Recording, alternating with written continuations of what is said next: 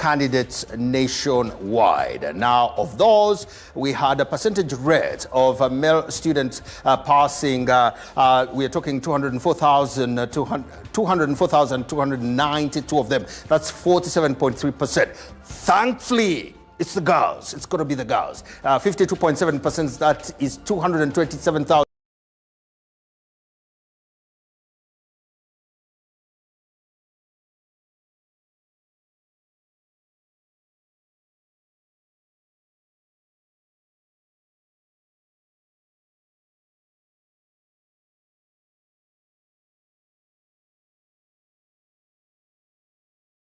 (2,214) candidates who were absent. That's not only. If we could squeeze that number even further down, it would help. So, USE program, that is 154,642. That is 35.8%, where the universal secondary education curriculum, then those in the private offering are 207.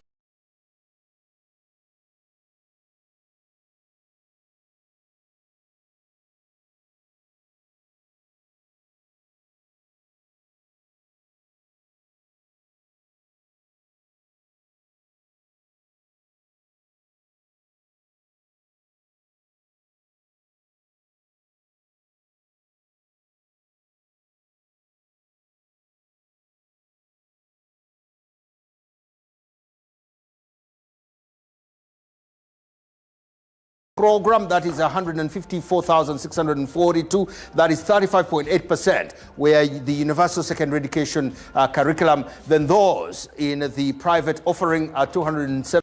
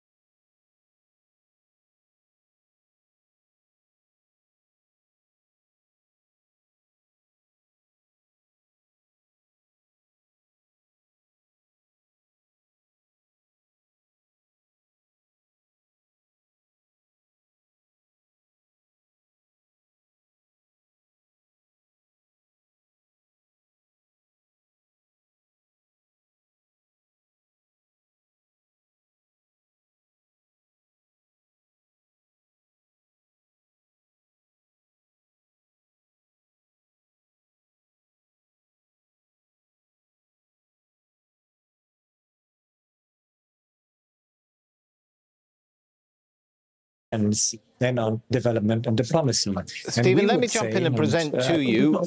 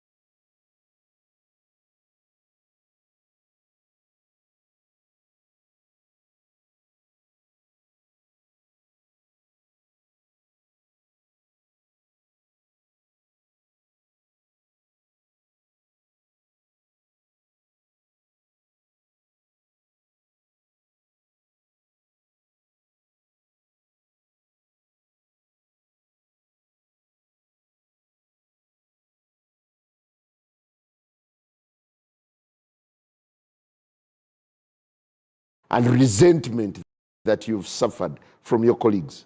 Yeah, Mr.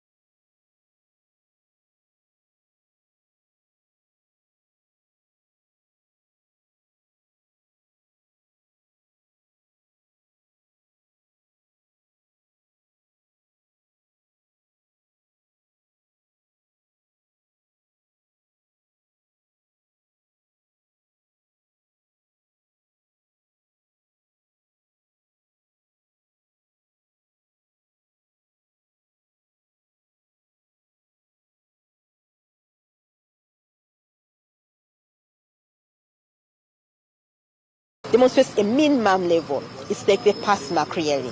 Basic is minimum level of competency in applying the acquired knowledge and skills in real life situation. The minimum, the basic minimum. You know, you put them somewhere, you put them in a forest, and they can't be able to survive and find their way to the next level. They can't be able to make something out of the available materials. They are able to use the knowledge and skills acquired to survive and use it to apply it in real life situation. That is really basic, and that is minimum. Take the pass mark ideally. Then E is the elementary. Elementary demonstrates is below that bare minimum, below the basic level, and this is the category which we recommend should repeat to improve on their skills, to improve on their acquisition of knowledge, and how they align the knowledge acquired in real life situations. Thanks a bunch, Jennifer Karule, the spokesperson for the Uganda National Examination Board. Now let's speak to an educationist and a scholar, Dr. Muhammad Chigundu, and he is for us this evening. Let's speak some English here. Dr. Chigundu, the second cohort of the UCE results is out demonstrating a better performance than the first. The question is are the students and the teachers learning the competence-based system better, or was this just a more intelligent lot that sat? Simon, I think we need to appreciate that this is the second cohort. There's been a lot of effort in the training whereby teachers have been realigned to the new curriculum, because in the first instance there was trouble because the teachers themselves were finding it difficult to comprehend the new system. But then with time, this has become a daily or a monthly routine of having refresher courses for the teachers, so that now they are on board. What they handle now is something that is easier than before. And two, the students have also been able to draw themselves away from the traditional old style of pumping knowledge into their heads and cram work like that. They are beginning to appreciate. So when they are in class, they are also participants, because students learn best when they participate, and they also process the knowledge itself rather than pumping knowledge into them. So the appreciation is key this time. Those learners themselves who are at the center, because this is a learner-centered, method itself, they appreciate, they love it now. They've been empowered to be able to speak out, and because this is a problem-solving area, and at the same time the teachers themselves have been retooled to be able to manage this curriculum. UNEB is reporting that the new curriculum is overwhelming the students, and there is also a hindrance in terms of lack of equipment. What does that mean? One would have thought that competence-based means that if you're teaching chemistry or physics, you use the environment as opposed to the normal way of Bunsen burners and... Yeah, I think, Simon, The issue is that the equipment themselves are not actually readily available. But I think the only solution is that we've got to create synergies. I think there has to be now encouragement of local entrepreneurs to start engaging in producing these materials, apparatus and all that. Because at the moment, most of them are imported.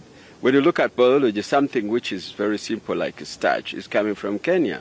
And when you look at sucrose itself is coming from Kenya. So what I think we need to do now is to look at local investors, to encourage them, and they start, the production of these, apparatus and the materials that are used in the science-based area, because that is likely to reduce so that we can, the cost is going to reduce, and the parents are going to come on board as well to be able to purchase and to help the schools in having these apparatus for our students. But if we don't do that, they are still difficult to get because they're just imported, all of them, and they're damn expensive. And that is a challenge for the moment. But we need actually to strengthen this to encourage the local entrepreneurs. The ministry itself has got to look at that as a reflection, and the investing area, look at the ministry, whether finance and all that, that's got the case to do that. They have to emphasize that so that we can have the equipment produced within the country. And that is likely to reduce the cost of the apparatus, and the students will have access to them. And science will be actually much more actually comprehended than it is at the moment. But we do appreciate the students have been able to learn, and they have actually performed very well. Something I've always wanted to ask, a student gets a distinction in physics, but they can't fix a broken fuse in a top plug of an electronic device. That's physics. But now UNEP is reporting the learners cannot translate scientific concepts into real life. Is it the teaching? Where's the problem? How do you get a distinction in physics and you can't replace a light bulb? Yeah, well, we need to appreciate that the curriculum has just started and the students are getting used to becoming part of the problem-solving process itself. Originally, the whole stuff was about theory, science in theories, and it was actually a different direction. But now they've been empowered. When you meet a student now, she or he is sure that they've been given the room to think. They've been given the room to apply what they think is the solution. So the shift itself is going to be gradual, it's coming, but steadily will be developed for instance, for a student in physics to be able to fix a problem. But originally it was just pumping from the teachers. I think we've got to take it gradual, and we've got to appreciate now, for instance, this time they've picked, and now when you enter, even if you went to a class, you'll find that the students are much more actually excited to make sure that they do suggest, they become suggestive and practically looking at how they can fix problems. So that is going to happen. So we do not have to rush too much, because we know we moved into this curriculum, and we took just a little time. It was rolled out at the same time, teaching the teachers doing the retooling. The students are also actually trying it on. So it has been such a time where we have to appreciate that this curriculum has been actually finally caught, and it's on the move, and our students are coming to that level. Wait. Later, you'll be finding our students fixing these problems, because this is what at times you can see at the university, because they've started, because they've been given what we call the thinking, the operation, and being actually positive that it is them actually to fix the program. So, Simon, this is going to be, we've got to wait a little bit. Our students are on the move. When you say it, I believe it, because where we were, a student would fail physics, they go out of school, they start fixing borders. That's physics. But I'd like to thank you. You've made a very good point, Dr. Muhammad Chigundu. He is a scholar and a very senior educator. President Yoweri Museveni's post-election statement, where he appeared to mock the opposition with what he termed as a condolence message and hinted at reservations about multi-party politics, has sparked outrage among opposition political parties. Leaders across the political divide say, while they have long known President Yoweri Museveni's discomfort with multi-party democracy, any attempt to roll back the system could plunge the three-decade rule, is it 3 or 4, into political uncertainty. A 10-page post-election statement released by President Yoweri Museveni last evening, begins by congratulating his supporters for voting the ruling NRM into power in the just concluded elections. But it is the tone that followed that has stirred political tempers. In the statement, the president went on to send what he described as a condolence message to the opposition political parties he defeated, remarks that many have interpreted as a mockery. Further into the document, the president appeared to question the effectiveness of multi-party democracy, a system Uganda legally adopted 2 decades ago after a national referendum. At the NRM Secretariat, party officials defended the president's remarks, insisting the condolence message was directed at what he called heartbroken opposition leaders. Look at my brother Nandala Mafabi. He couldn't even win at his polling station. Wouldn't you send condolences if you are the one? Because if you analyze the ranting of many of these political parties, they are simply like critics without alternatives. The NRM leadership argues that the opposition's style of politics, accusing them of lacking clear ideological groundings and instead citing the public, may justify the discussion around alternative political arrangements, including cooperation agreements similar to the one previously entered into with Norbert Mao. President Museveni is just saying, don't stay there with your good ideas. Even when we may be in the opposition, come here and we work with NRM. What would be the alternative if we analyze the 20 or so years of multipartyism? I still go back to the one thing: African states at independence should have been allowed to develop their own political systems. However, these sentiments have ignited fury within the opposition ranks. Muhammad Chivirige Mayanja, who once contested against President Museveni during the one-party era, alongside People's Progressive Party leader Saddam Gaira, described the president's statement as a crocodile tears. Those are crocodile tears because he has been behind disabling this opposition, has been behind making it hard for the political parties in the opposition not to operate in a free political environment. That President Museveni's dream cannot work, and it will not help him. It will actually ditch him if he doesn't realize, because it will be just like an unprovocative, assault. Opposition figures say they have remained resilient despite what they describe as a state of intimidation and political repression. And people should not be worried that Museveni is saying we should go back to NRM, therefore he will decide it as he wishes. No, he doesn't control that one. It's out of his control, and he will not take it easily.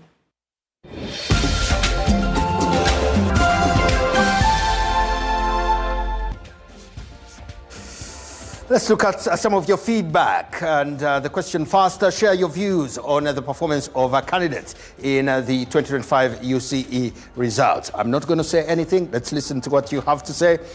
Who is saying something here? It is Mvidi saying, the competence-based curriculum is slowly peaking momentum. At least some learners and a few guardians can now be in the position to interpret the results, unlike in the previous year. We hope the government can avail more learning materials to schools, especially in rural areas. Let's listen to the last person. High pass rate suggests the exam was relatively easy, or candidates were well prepared, indicating effective teaching or assessment standards. Good. That is what we have.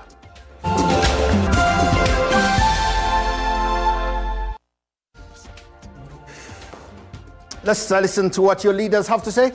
I met His Excellency Martin Anga, Deputy Chairman of the Sudan's Transitional Sovereignty Council, who briefed me on the current situation in Sudan. We discussed the security and political developments and the ongoing efforts to restore stability. Peace in Sudan is vital for its people and for the stability of the region. They all come to Uganda, don't they?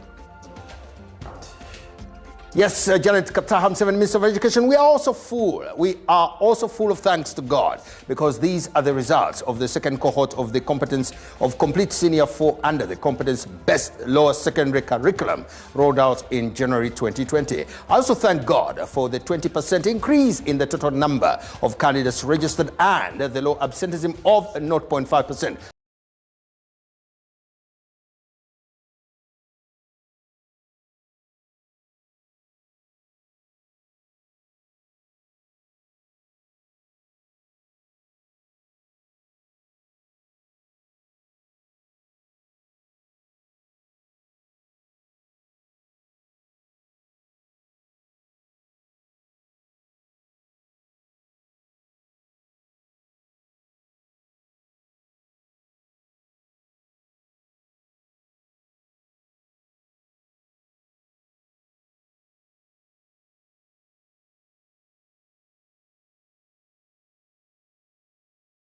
Not me, not me, not me.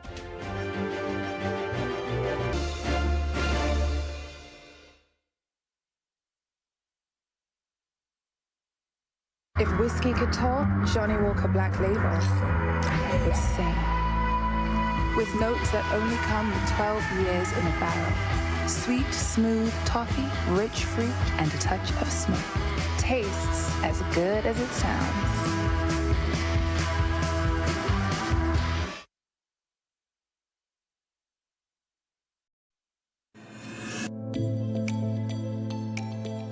I want to be an engineer. I want to be a chef. I want to be a mechanic. I want to be a musician. I want to be a basketballer. Twinbrook International School is a school where you will see people from around the world. It's diverse. You will have the opportunity to experience things you've never experienced before. We have highly skilled teachers and a comfortable environment that does not pressure but eases the minds of students to help them into their future careers. Our school integrates art, culture, history, language, and performing arts such as drama, music, and dance into the academic curriculum. Work smart, succeed. Twinbrook International School.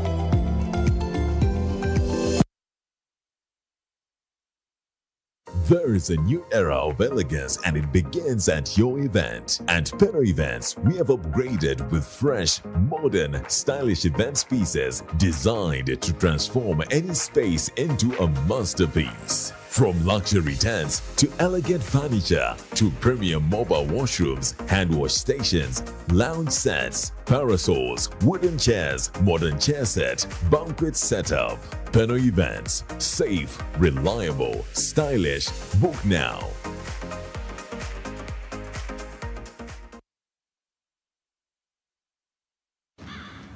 Today is a good day to draw up a new play. So start something. Make your move and get in your groove.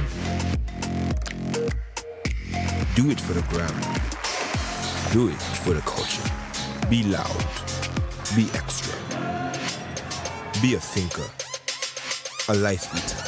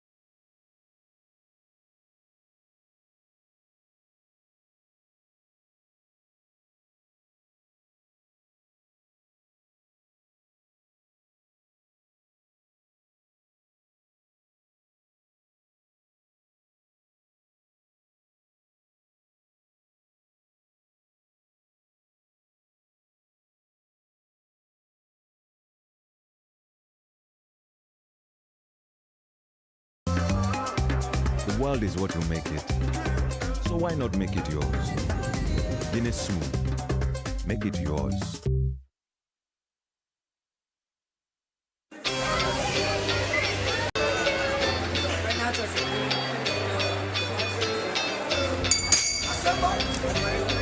Stop! Time for inspection. What do we have here? It looks like you didn't hear about Move It Back to School promotion. Students, tell him!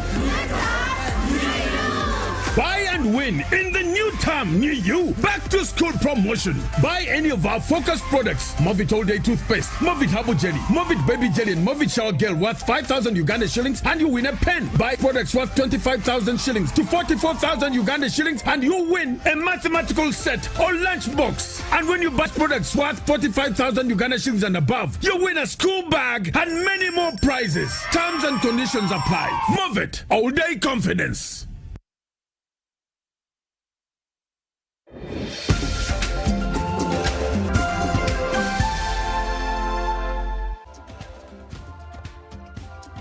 Welcome back. You're still watching NBS Live at 9. Now, the State Minister for Lands, Persis Namuganza, has thrown her hat into the ring for the speakership of Uganda's 12th Parliament, challenging incumbent Anita Among. Namuganza becomes the third legislator to declare her intention after Justice and Constitutional Affairs Minister Norbert Mao also announced his bid for the speakership. Minister Namuganza's move comes amid disputed claims of the party's Central Executive Committee endorsement of the incumbent and her deputy, which says is not true. Today, I offer myself to serve as the Speaker of the 12th Parliament. The battle for the speakership of Uganda's 12th Parliament is heating up, with the State Minister for Housing, Persis Namuganza, being the latest to declare her candidature to challenge her political rival, an incumbent Anita Among. I do so not out of my personal ambition, but out of conviction. Conviction that our Parliament can do.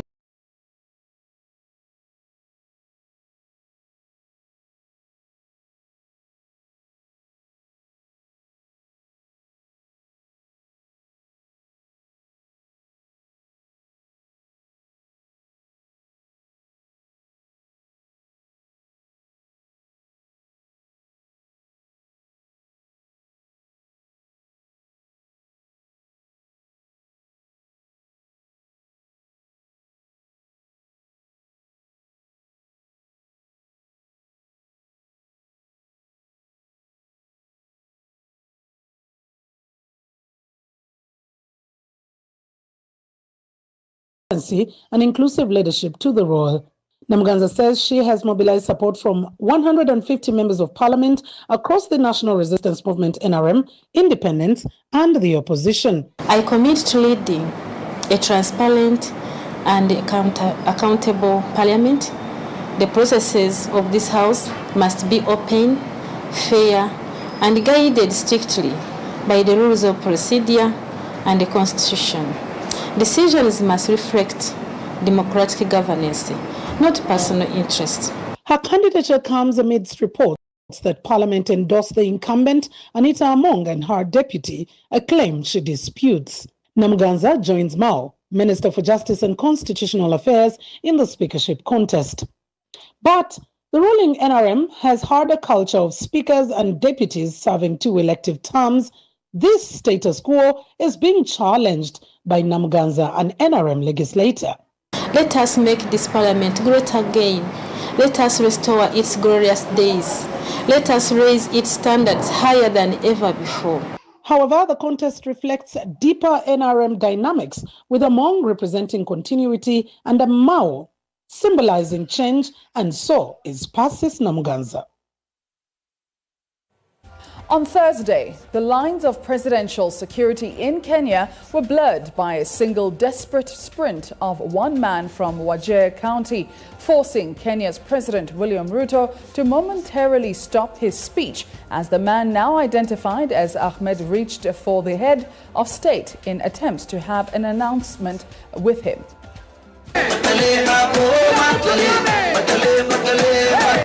In Wajir County, as the Nyota Fund project promised new horizons for the youth, one man decided to reach for the stars. the president himself. Kwa sababu ya masaa. Listening to the promise wasn't enough, and he wanted a piece of the head of state. Ahmed, a man fueled by either ambition or audacity, breached security, and for a few breathless seconds, the distance between him and the commander-in-chief was measured in inches and not miles. While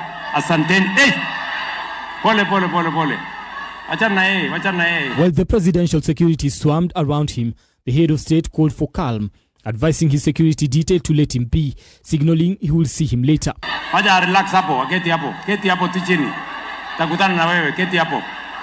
So, the man, someone with political ambitions, who wants to vie for a seat as a member of the county assembly, says he does not regret his actions, and although he did not meet the head of state later, he is hopeful that someday that will happen.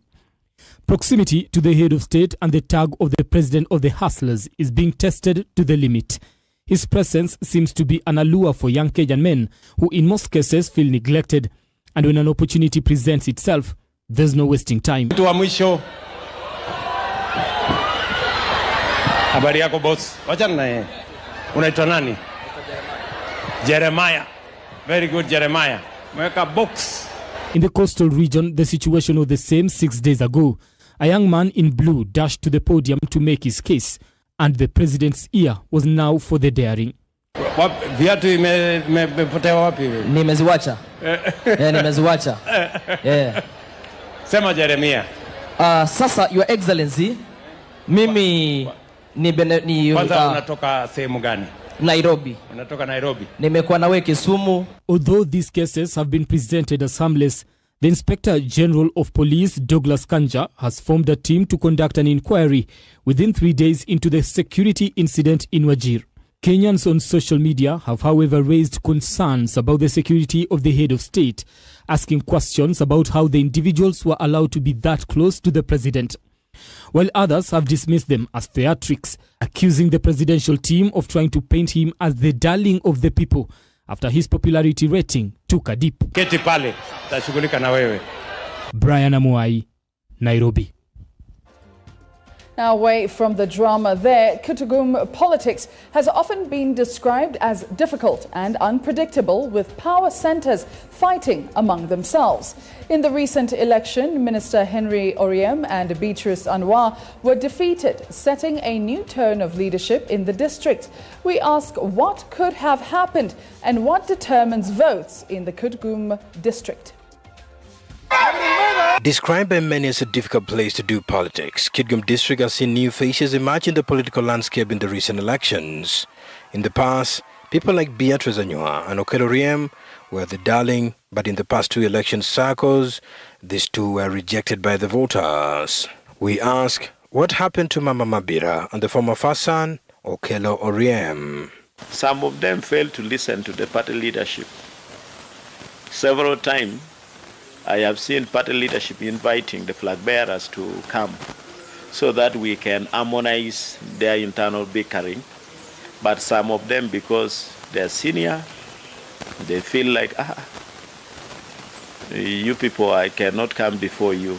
So, but this time our campaign was party-led, structure-led. There are people who are in politics, having been elected, they don't want to engage with the voters. They disappear completely. Whenever people have problems, they are not there for the people. If you are a minister, you have additional responsibility. You are supposed to be a minister, but also the people's representative. If you are very far from your people and you are always focusing on something else, then the people will abandon you. FDC MP Gilbert Olanya, who served with the two in the 10th Parliament, says they were betrayed by the appointments. He says they changed because of the positions given to them. The moment you are detached from the people, the moment you are appointed the minister, you just feel you are very high there. You feel you cannot mix freely with the local community. And in some instances, people were telling us that the ministers now move with escorts. They cannot greet them. In fact, they are just detached from the community. Christopher Omara, RDC Nua district, who formerly worked in Kitgum district, referred to Kitgum as a difficult place, saying the big shots in Kitgum do not listen to the common voices. For instance, if you looked at the 2 ministers from Kitgum, even at that time, the ministers, when I left, they didn't make it. but also because I did my research, for instance, one of them, and presented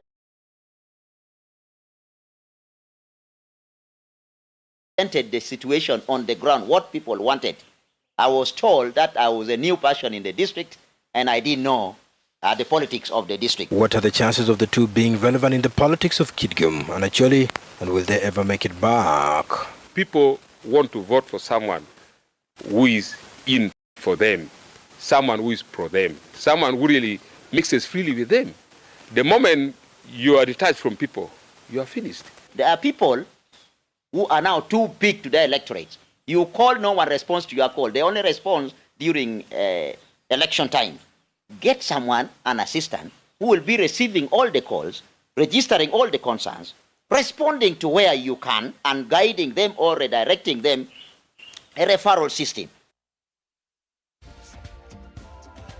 The Ministry of Health has raised concerns over low condom use among adults of males compared to young males, young females contributing to increased HIV infections among young girls. Now, Dr. Robert Mutumba, Assistant Commissioner of the AIDS Control Program, noted that while overall condom use has progressively increased due to government and stakeholder sensitization, more needs to be done to address the disparity. Uganda joins the rest of the world to commemorate the World Condom Day. The Ministry of Health has expressed concern over low condom use among adult males compared to young males, contributing to increased infections among young girls. To mention that we are seeing that condom use is increasingly becoming higher among the young people, the middle-aged. But again, we see less use among the adult males, the men, and yet we see that there's still a third of all the new HIV infections occur among these young people. And of course, there's been a question of who is infecting the young people. Dr. Robert Mutumba, the Assistant Commissioner, AIDS Control Program, noted that while the overall condom use has increased, there is need to address the disparity. For us as a program, what we actually do is to ensure that we dive in and avert the spread of HIV among people, among, all those high-risk populations. Dr. Mutumba confirmed that Uganda imports quality condoms, dismissing claims of substandard products. The country procures the rightful sizes of the condoms, but also the quality is assured. Before any of the condoms are distributed, it is a standard practice. Our National Drug Authority has a unit that does verify and ascertain the quality of all the products. Dr. Mutumba also revealed that research shows a higher condom use in urban areas compared to rural areas, noting that misconceptions about condoms persist, especially in island areas. That particular group of men were telling us that when they use the condoms, then they note that they are not able to catch the fish. So you can imagine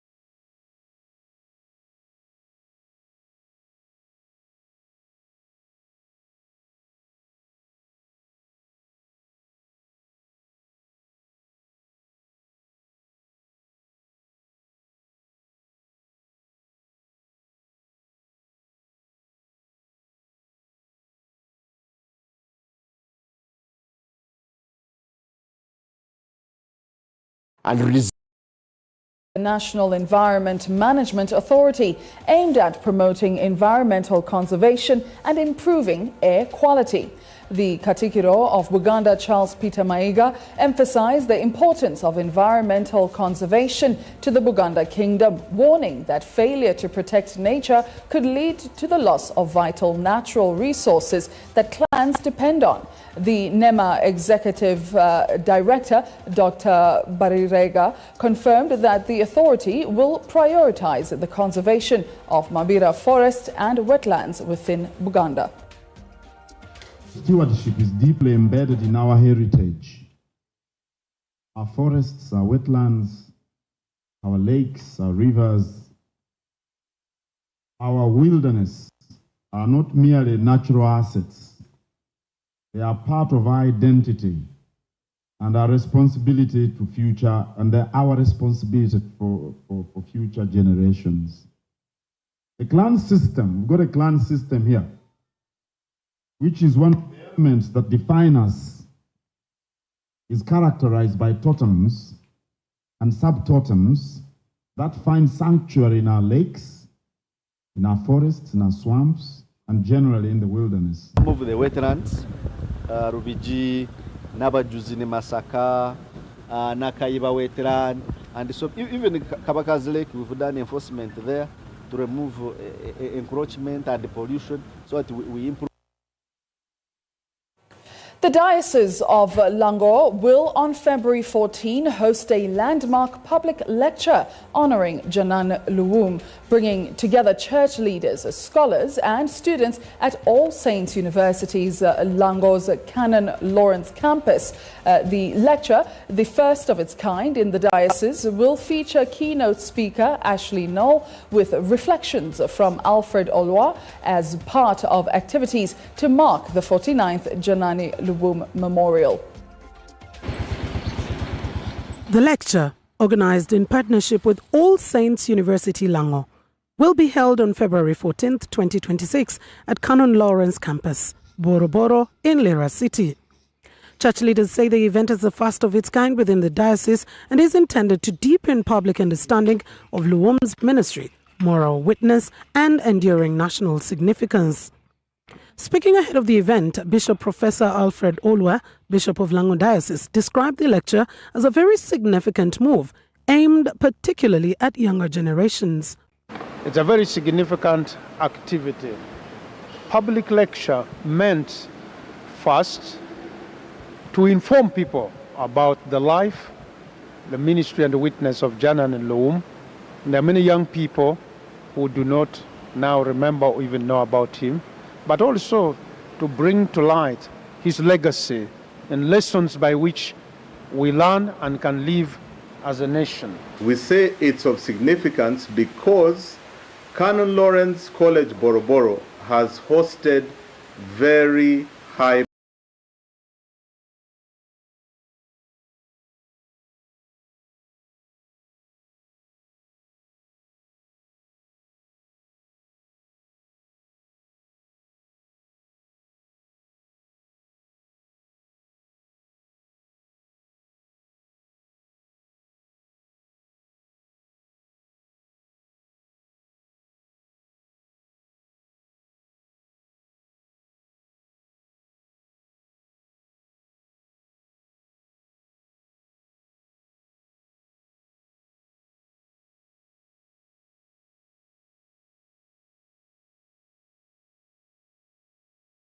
the role of Christian life, focusing really the leadership and the shaping of national identity and social transformation, mirroring Janan Luwum's life and ministry. Prominent Ugandan diplomat Ambassador Dr. Olara Otunu is expected to respond to Bishop Null's presentation, while Canon Justice Dr. James Sogola, former principal judge, will respond to Bishop Olwa's reflections on Luwum's life and ministry. Canon Lawrence campus in Lira City holds particular historical significance, having been one of the institutions where Archbishop Luwum studied.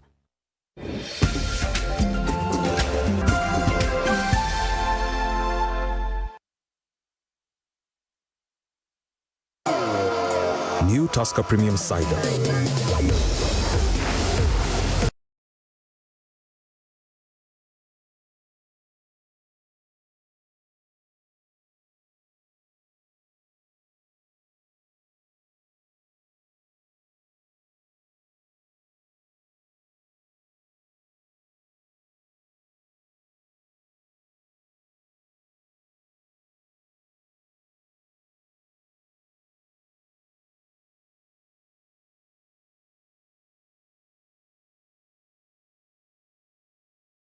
Flavor.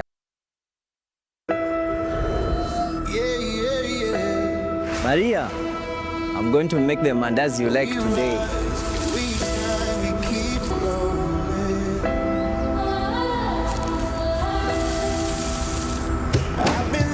This is my wife Maria's recipe.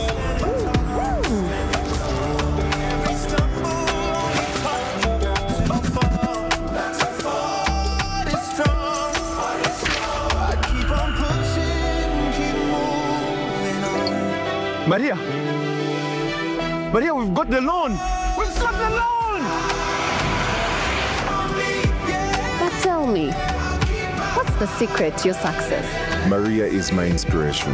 Everything that I do is to make Maria proud.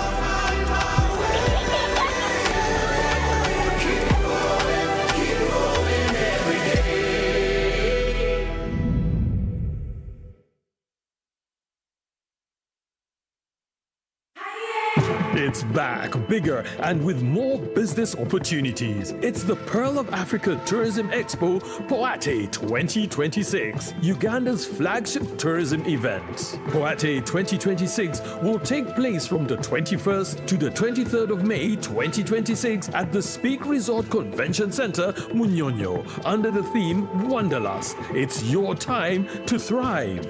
Yes, it's your time to tap into Uganda's renewed optimism and tourism growth. Tourism stakeholders, travel trade partners, and tourism enthusiasts will be part of the Poate 2026. Come and network with like-minded people and unlock new business opportunities. To participate, register at www.poate.co.ug. Poate 2026 is brought to you by Uganda Tourism Board and partners.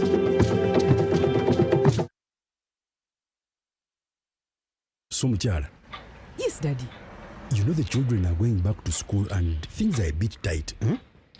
For now, why don't you take half of the fees to junior school, and for the school van contribution, we shall pay later. Daddy, why don't we pay using MTN Momo, where we stand a chance of winning school fees for a whole year and more? By the way, you can also apply for a school fees loan, and also participating schools can win a school van. That's right! Win school fees for a whole year and more. Get Momo goodies and a school van for participating schools. You can also apply for a school fees loan. Simply dial *165*80# or use the Momo app.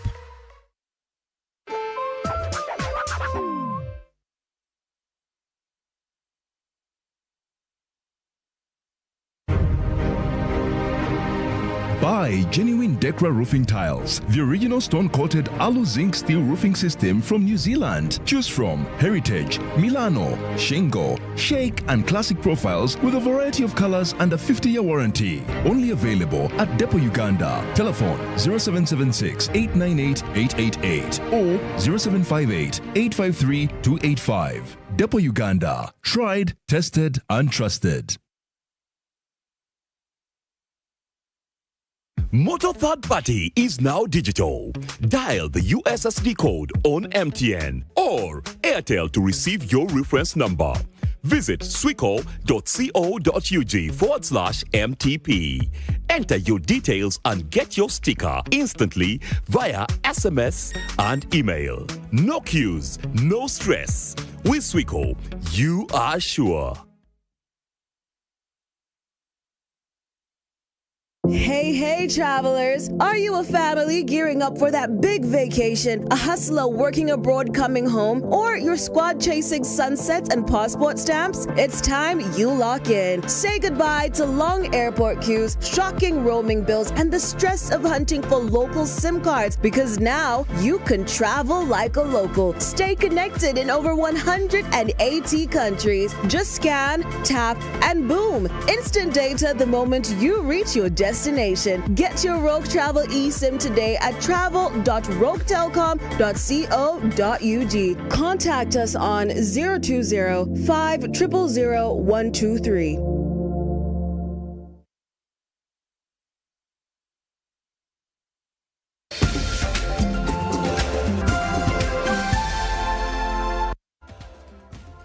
We're back and let's get into some business. The civil society organizations and economists have weighed in on the government's budget framework paper for the financial year 2026 and 27, warning that approved 69.4 trillion shillings spending plan could prove unrealistic in a year marked by political promises and constrained fiscal space.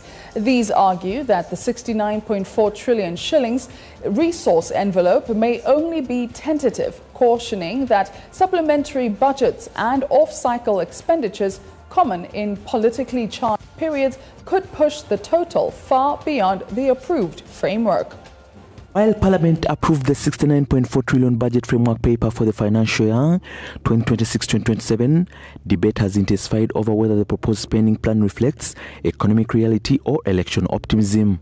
Coming at a time after political activity gained momentum due to the 2026 general elections, the budget has drawn scrutiny from civil society organizations and economists who warn that rising campaign promises, limited fiscal space, and scattered allocations could stretch the country's finances beyond sustainable levels. This is an election year where government promises things to be done. So when you say 69 trillion, that is your budget. But you have not taken into consideration the election promises, and they must be done. Already we are seeing a few things coming up. Number one, we are seeing teachers, the payment of teacher, the promises that the art teachers were given. This was not part of the budget. It has now come in. We know members of parliament are coming, remember? They have already put in their vehicles.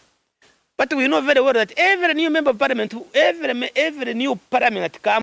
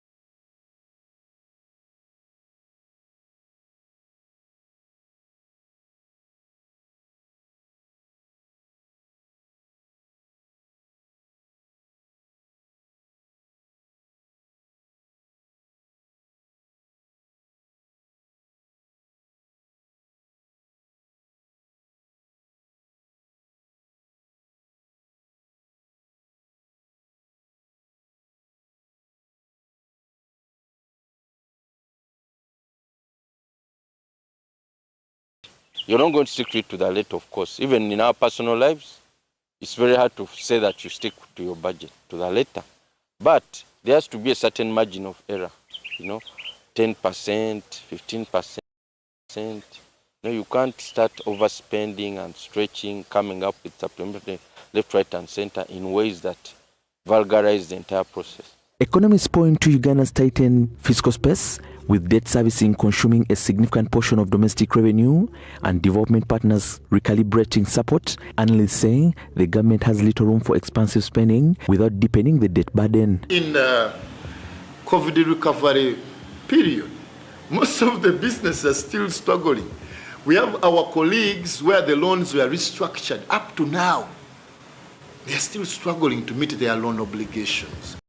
Our appeal to the government, it should avoid to introduce any new taxes, but let them embrace to promote tax compliance and to widen the tax base. Budget observers have also criticized what they describe as scattering funding across numerous initiatives. They cite programs such as the parish development model as examples of interventions that, while intentional, risk duplicating objectives or stretching already thin resources if not properly coordinated. We wish that we could have one fund. Let us have a bank, an agricultural bank, a cooperative bank, and we get all these monies and put it there. It will be run professionally. It will benefit every Ugandan. And I think for me, that's how we can measure the impact. In fact, if we can't do that, let's get all these monies and put them in PDM, triple PDM budget. See, government is looking at is have these monies in different forms and in different sectors to achieve one goal: reduce the cost of capital and accessibility of this capital.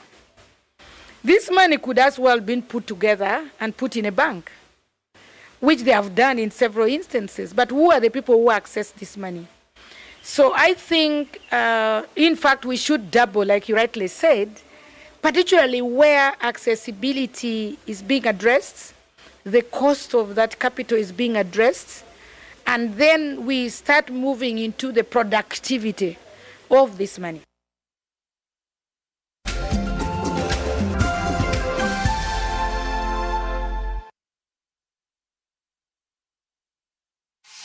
Manor House has provided Ugandans with the best furniture solutions for the past 18 years. Our products range from doors, kitchens, wardrobes, beds, ceilings, and interior needs. All crafted from the best timber mahogany, using top-of-the-range technology